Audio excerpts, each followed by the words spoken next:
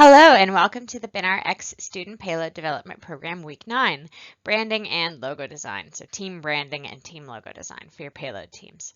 Before we jump in, I'll give you a quick update on what the team at the Binar Space Program have been up to. So I'm not sure if you all remember a few weeks ago, we talked about the space environment and the plasma environment and a little bit about things that happen on the sun that affect us on Earth. And many of the members of the space program this week, as well as other members of the Space Science and Technology Center and the School of Earth and Planetary Science, all went aurora chasing. So that photo there is a still from a YouTube video from NASA's Goddard YouTube channel, and it's actually a telescope that they have pointed at the sun.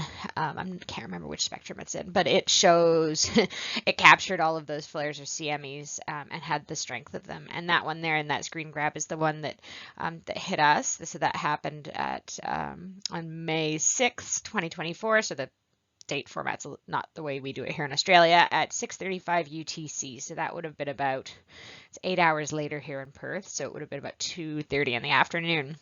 And then it took a few days to reach us. So that CME sent a whole bunch of plasma towards us. So, and that hit our magnetic field and caused the largest geomagnetic storm in 20 years. And also caused beautiful aurora.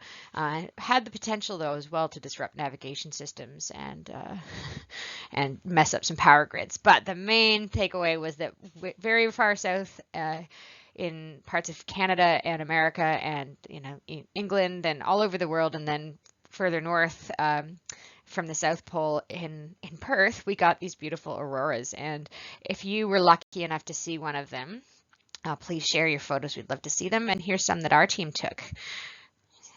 So I'll just go through those. I love the stars in that one. Professor Phil Bland took that. He's the director of the SSTC. Arita and I took these ones. So my colleague, Dr. Arita Jones, who's an a planetary observation specialist, and is working on a payload right now, and I've spoken to many of you about her before. We took that down at Point Para, and mine about 7 o'clock and hers about 10 o'clock. So you see all the different colors in these auroras. That's caused by the different elements that are present when the auroras are being created. So when the energy is released, right? So different elements will release energy at different wavelengths in the spectrum, and so that you get those beautiful different colors. That one's amazing. So it's green and the stars above. So there's some really beautiful photos. So something else I have put on the SharePoint that your teachers have access to are 3D print files of a simplified version of the CubeSat, so with no sides on it. You can see that on the left, and the payload bay. So it's not exactly as it is, but it's an easy printing 3D version. So I have lots of these. Sorry, my background blurring isn't very happy, but that's what they look like. So I'll print these out. I'll print out as many as I can and bring them around, but you're more than welcome to print them yourself as well. The little payload bays don't take long. They take about an hour and a half, I think. But that CubeSat, because there's a lot of supports on it that you'll have to pull off. This one's pretty much cleaned up, but not perfect. That take about 9.5 hours. So that's an overnighter. But I'll bring some out for students, but probably one CubeSat per school and lots of payload bays, but you can print them as you like and use them for display. And you see there on the right, you've got the Binar CubeSat with the payload bay out, so you can see how that interfaces. So please have a go, have a play with that. And you can, use it for your prototype display as well. And also to work out, to just reaffirm that your payload bay only has one side at the bottom there. Sorry, it keeps blurring, which is kind of annoying. There we go. So you just got to make sure that your sensors only poke at the bottom, but that's not a today problem. So back to this week, we are going to learn about branding and corporate identity. Is kind of what we call it, even though we're not corporations, we're payload teams. How we're going to apply branding and identity design to your payload team.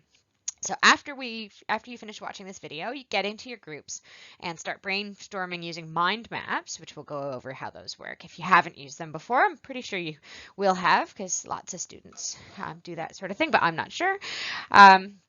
Or use another method of your choosing, whatever your preference is, to work out your team name and start working on your logo. You can think about your fonts, your colors, and other aspects of your team payload your payload team brand.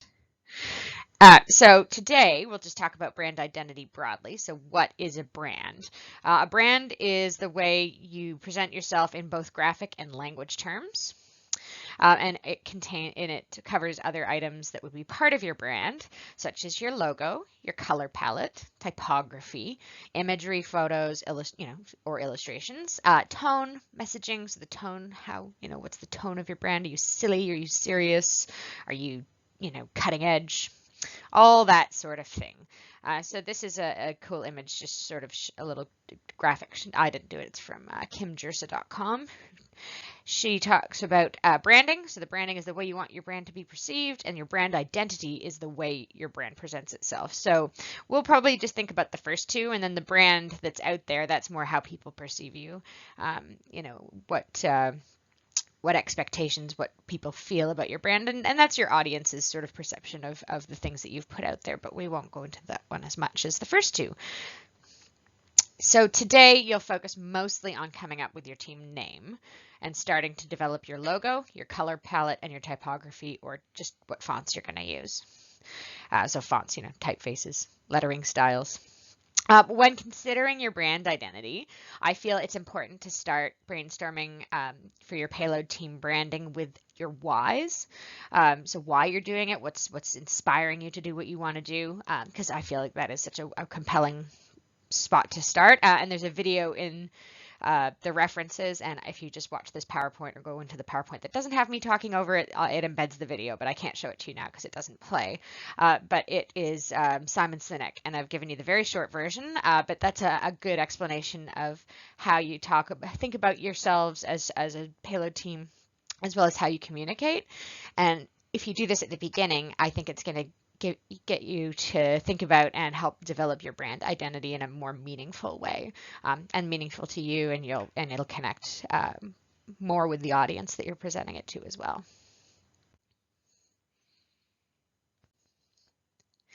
So why is brand identity important?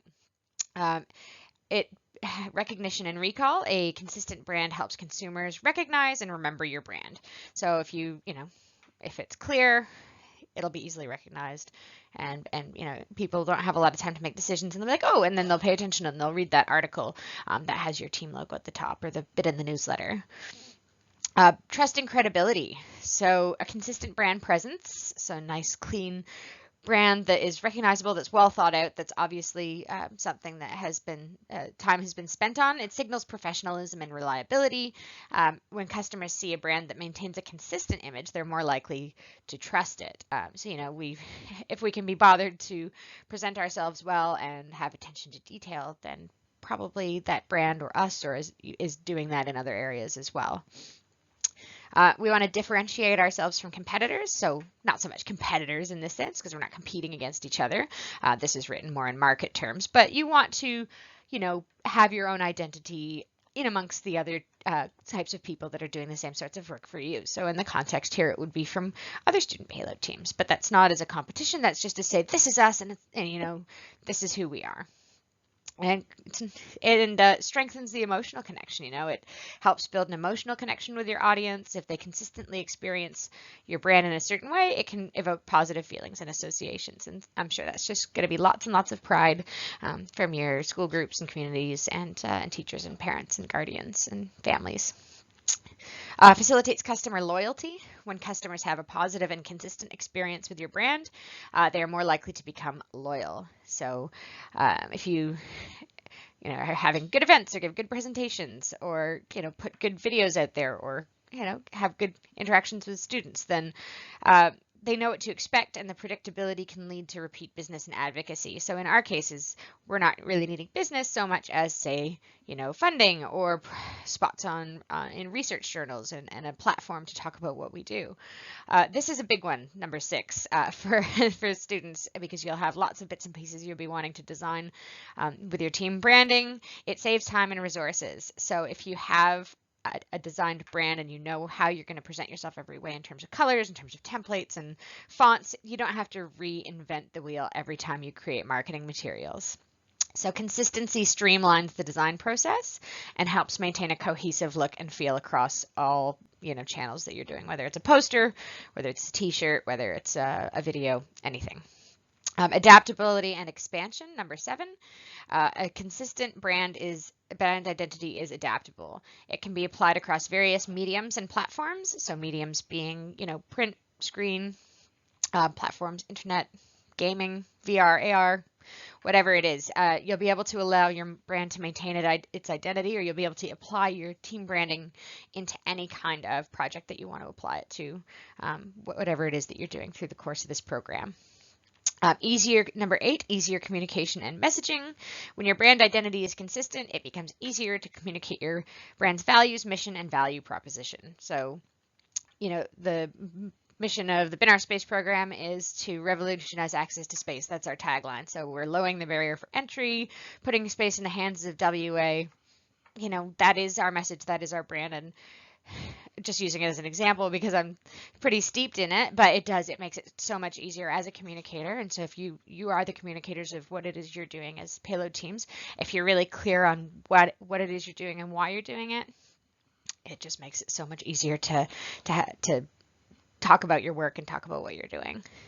And 9, reduces brand confusion. So inconsistencies can confuse your audience about your brand identity or offerings or what it is that you're doing. So if you've got a clear, consistent brand that's really well defined, it leaves less room for doubt or misinterpretation. So fun exercise would be to, see like logo design fails and where those ones haven't come up. But there's some really, really beautiful ones and they're so simple and elegant.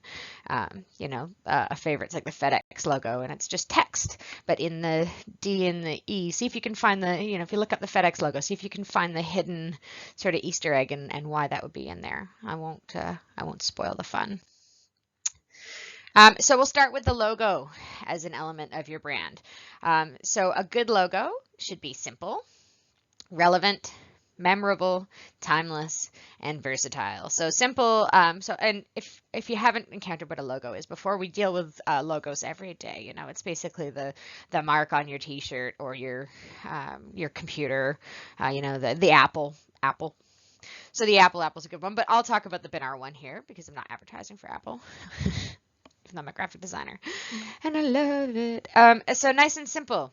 So our logo is not complicated. There's not a whole lot going on, but it is relevant. And what I love about it, so we have our tagline, revolutionizing access to space and Binar, and that's part of our brand as well as the name. But that's our rather than just having a picture. Some logos are just pictures, some logos are just text, some are a combination of both. Yours can be whatever you like.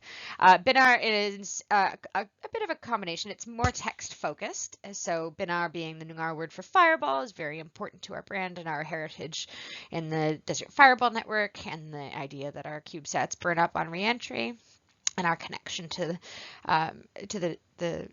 that. And it also, if you see the little chevrons, or the two little sort of sideways arrows, there's one in the B and one in the R, and that gives us a little sense of motion. And to me, the way I interpret that, and nobody's explained this to me, it looks like a little CubeSat kind of cutting around the orbit and occulting or blocking out, passing in front of and behind the letters. And that's really cool, because that's sort of really that's a lot just by that little simple cutout in the text and the B, the N, the I, B, I, N, A, and R. So it's memorable as well. I mean, that one, it's not hard to remember, but think of ones that you can picture in your mind quite easily. Timeless, so you don't want it to be too trendy, or you want it to age well. So you want it to just sort of stand the test of time, is what we usually call. So you think about a piece of music that's timeless, versus something that you're like, okay, no, that's definitely like mid-90s, which is not a bad thing. And then versatile. So the Binar logo here, we've got different versions of it, and it can be displayed with the tagline below, with the tagline through on its own, and then in really small applications, we just have our little chevrons here, and then you've got that icon. But because that's consistent throughout, when we see that, and when members of our community see that, they know that it's the Binar Space Program. So typography and fonts. Typography is a term that is the collection of all the traits with respect to letters writing effectively, like the computer typography, that support the brand design, brand voice, and personality of the business on all digital and traditional channels. So traditional channels being printed media. So the typeface, a typeface is the name of a family of related fonts. So here we have our typeface is Stellar that we use. And then we have another one called ailerons. So those are both typefaces. But then within a typeface, you have a font. So that's the element that constitute one typeface, such as weight, widths, and styles. So sorry, Stellar here. Stellar is the font. And then that's got bold and light and regular and italic and things. Actually, I don't think we have an italic. So the typography of the Binar brand has Stellar is the primary typeface for all Binar communication materials. It's slightly condensed sans serif typeface, so I won't go into all that, but it comes in 4 weights. So it is our main text font that we use for if people need to read it. Now, ailerons is really cool. It's a very spacey looking font, but it's what's called a display heading typeface. So it's only supposed to be used for more creative executions that are not related to corporate communication. And in fact, that's what we used for the BinarX logo. So we couldn't just use the Binar logo, but we designed the logo for BinarX. And then unfortunately, Twitter changed to X, and now everyone asks if that's what that is, but that's not what that is. It was ours first. And now your color palette. In color palette are the colors that you want to use for your brand. So it's important to select set colors that you want to use because that's back to that brand consistency. So our main colors are these 2 Pantone colors, which I can't actually read off my screen, but they're like a navy blue and a white, and then all those other colors are related to colors that you'd find in the West Australian landscape. And you know, we're very West Australian, proudly West Australian, and so that was important that we have those. And of course, they're nice, harmonious colors. So you'll see if you zoom in a bit on that, you've got different color codes. You've got PMS, which stands for Pantone Matching System, Hex, which is hexadecimal, which is what you use in web design, RGB, and CMYK. So the main thing that most graphic designers use in graphic design profession is a color matching system called the Pantone Matching System, or PMS. So since different materials and equipment like printers or paint will often generate different colors or generate your colors differently, so it is hard to control. Having a color that's standardized, like a Pantone, can help ensure that your team colors are reproduced consistently. So that photo there, that green one just above my head, that's a photo of 2 Pantone books. One of them is just the solid coded, and then the next one next to it has the solid colors and the process colors. So a solid colors, which is sometimes called a spot color, are the truest representation of the color intent in graphic design.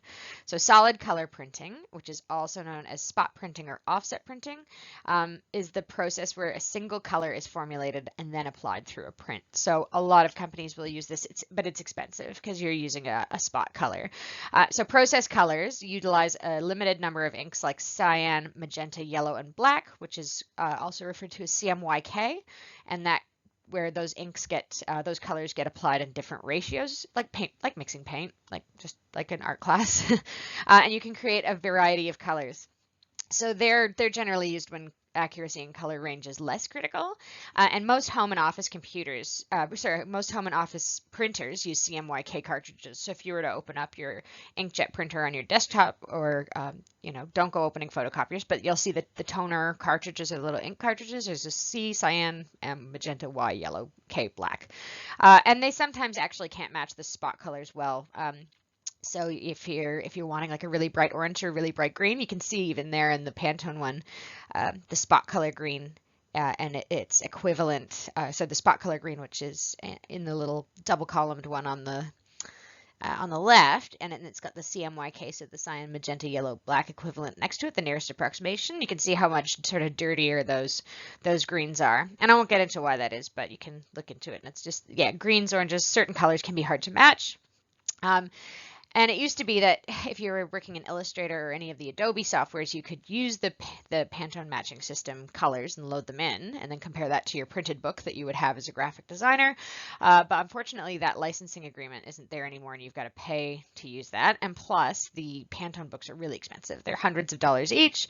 So I'm not asking you to all rush out and go buy Pantone books. I mean, you're welcome to go and hit up your auntie graphic designer if they have one, but they may not want to let them go because, again, they're very pricey. But a little workaround that I would suggest is go and find another standardized color system.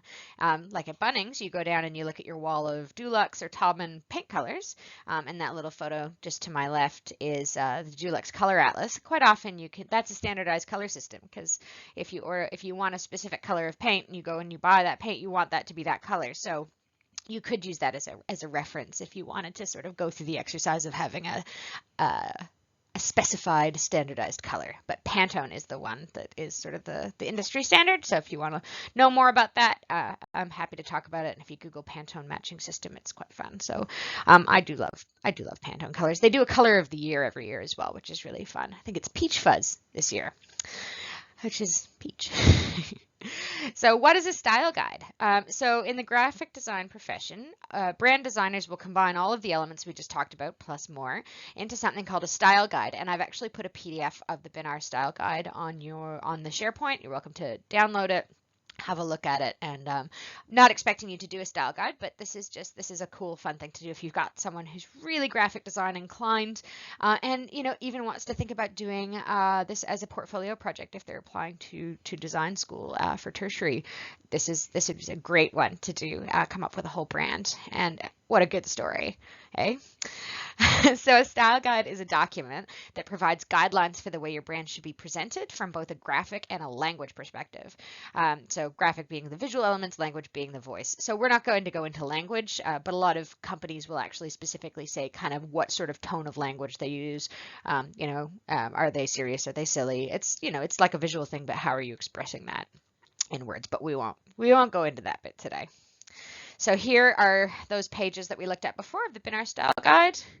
And the purposes of a style guide is to make sure that multiple contributors, so everyone on your team who's working on stuff that's got your team branding on it, make sure that what they create is clear and represents the corporate style of your team, and ensures the brand consistency with everything from posters to presentations to team t-shirts.